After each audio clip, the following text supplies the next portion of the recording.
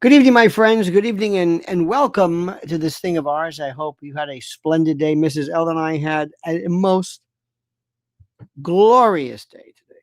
The weather was one for the record. Cool, perfect, sunny, no spraying. Billowy, pillowy, clouds hanging in the sky. No diaphanous, gauzy, foggy, hazy, gone. No spraying today. I'm sure they'll pick up tonight, but it was absolutely wonderful. So it was just incredible. We went out to various farms, went out to a place in New Jersey called Oldwick, New Jersey. Went to one of the oldest, an old cemetery, pre Revolutionary War. It was just because this area is so tightly connected with American history. Went to a place. It was like a gift shop in an old, early 18th century home with the inside fireplace to be used for cooking, not a regular fireplace, but like a cooking fireplace, and a pump inside. It was just, when you walk into a place like that and you smell the age, you smell the history, you look at the varnished floorboards. It was absolutely beautiful. Picked up some great corn. Went to one of our favorite places, Ort Farms in Long Valley. Just beautiful. Beautiful. Kids. Met one of the most fascinating women. Mrs. L is going to be, I hope, interviewing her. She's a pediatric occupational therapist. I didn't know there was such a thing. But explaining how kids today, the way they should enjoy and play, and kids were just running around. Anyway, it was just absolutely beauteous. But I did not want the day to go by without telling you, my friends, about something which is very, very critical, and the subject of today's topic, and that is the DHS allocates $110 million to protect faith groups after the Minnesota shooting tragedy. Let me see if I can explain this and why this is important. America is making and taking a stand.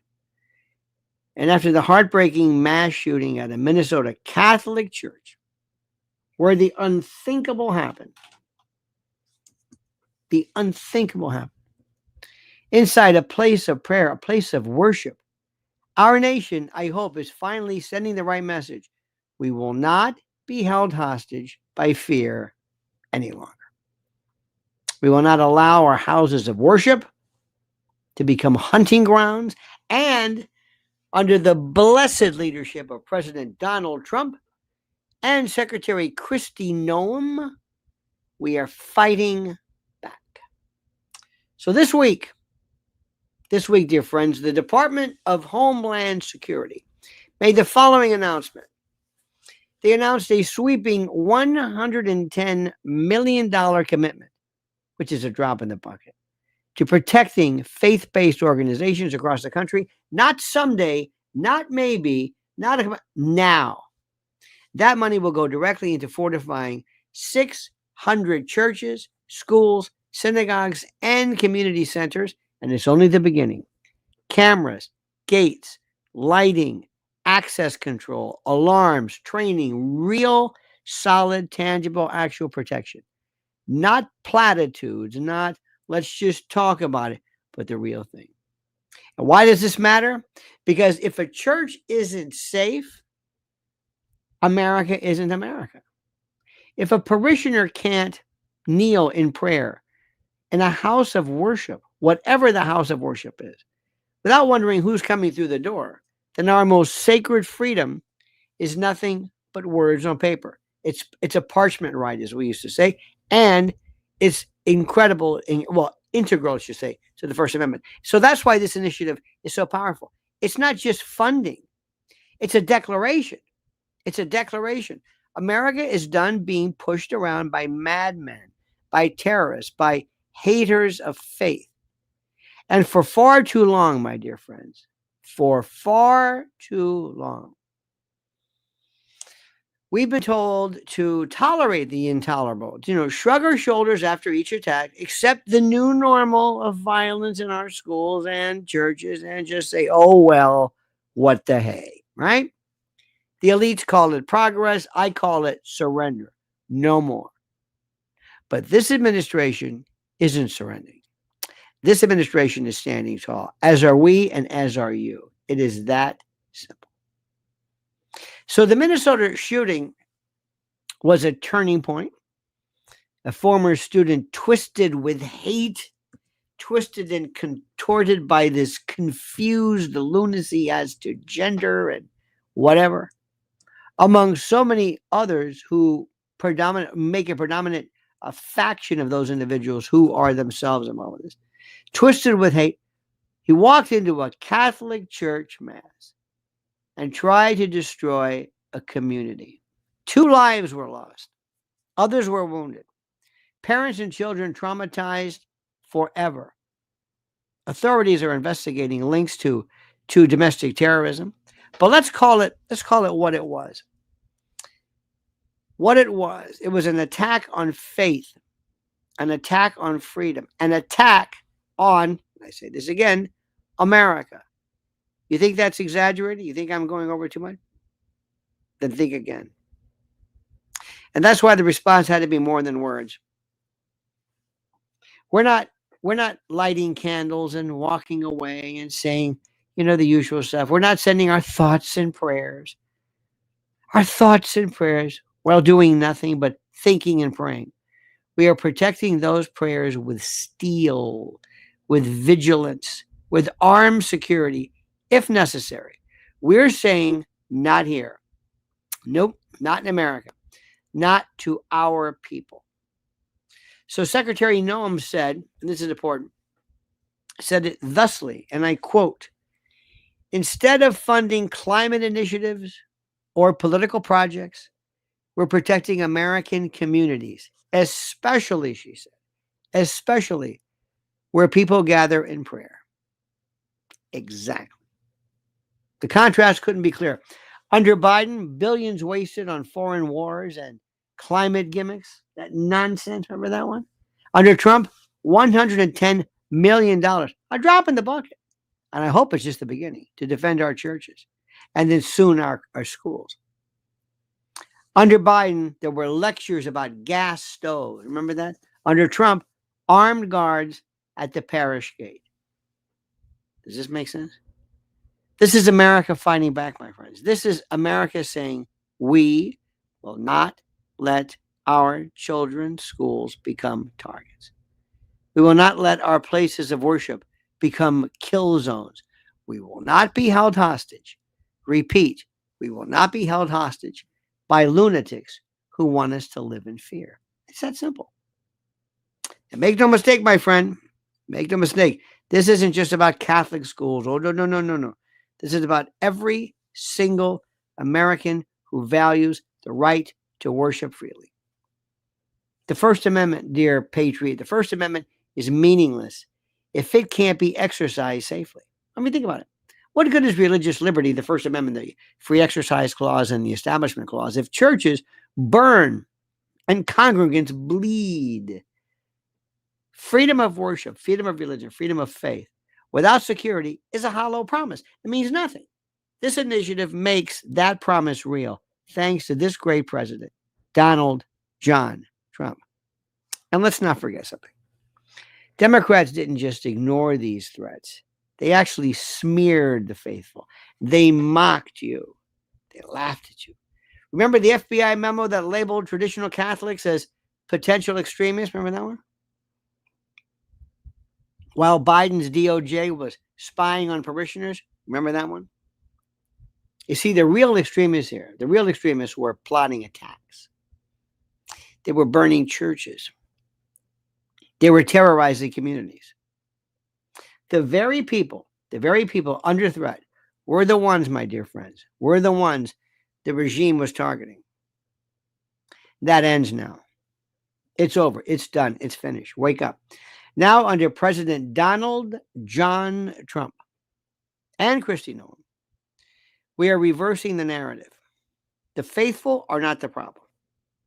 They are the ones being attacked. And America has their back. We've got their back. And it's just the beginning. We're fighting back. America is putting muscle behind the promise of protection. We're not just talking about this. Again, we're not doing all this nice sleepy little prayers. And America is saying, finally, by the way, to the lunatics, pay very close attention. Your days of easy targets are over, or soft targets, or whatever particular phrase this week is. Look at what this funding really means. Listen carefully. Cameras at entrances deter cowards before they act. Gates and controlled access stop attackers before they get inside. Alarms and alert systems are put in place and activated to rally help in seconds, not minutes. And training transforms parish volunteers into first responders.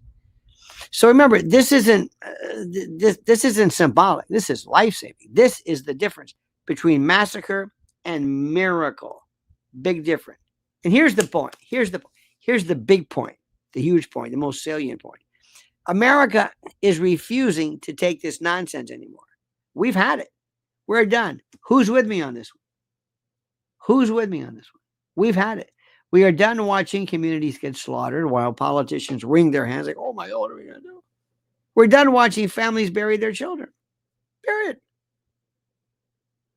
All the while, when bureaucrats fund pet projects, we're done being a soft nation. This is the comeback. This is the stand. This is a new America. This is America first, really. Because if America doesn't protect her churches, I'm going to say it again, then what is she? What are we about? If we can't defend the most sacred spaces in our society, then what does being a superpower mean? What does it mean?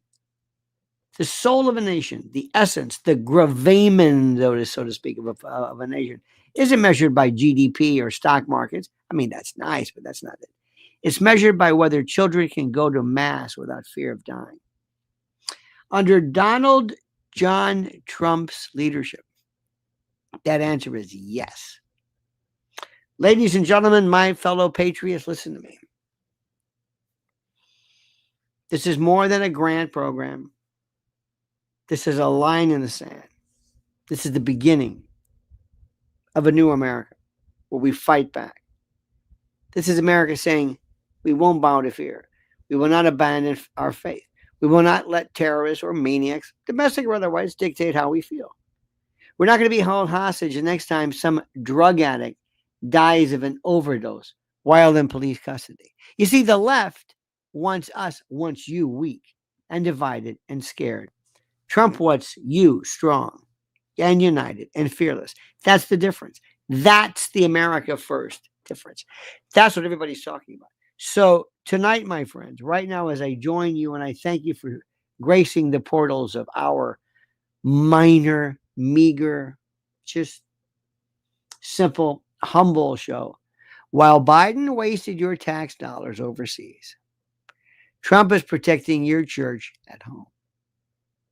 While Democrats mocked believers, this administration is defending believers.